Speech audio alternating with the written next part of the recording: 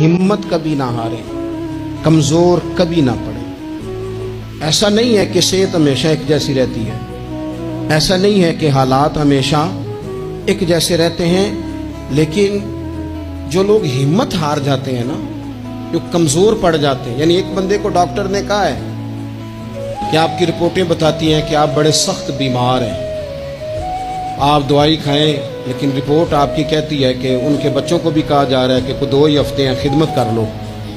तो जिसके 2 हफ्ते डॉक्टर ने बताए थे, उसने टेंशन ऐसी ले ली कि वो ना 5 दिन भी नहीं निकाले उसने।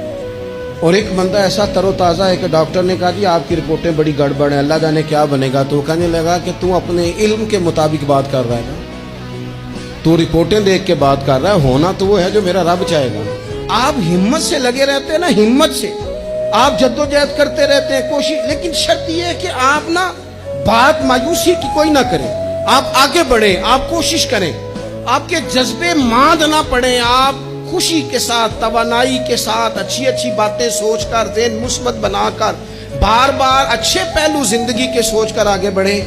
हजरत सैयदना उमर फारूक रदी अल्लाह ताला अन्हु का एक कौल याद रखें।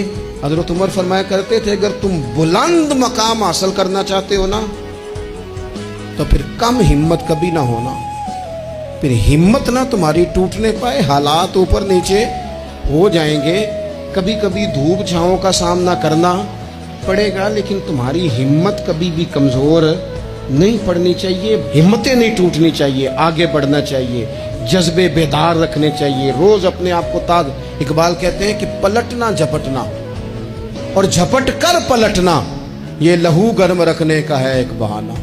बस तू लगा रहे, तू कोशिश करता रहे, तू हिम्मत करता रहे।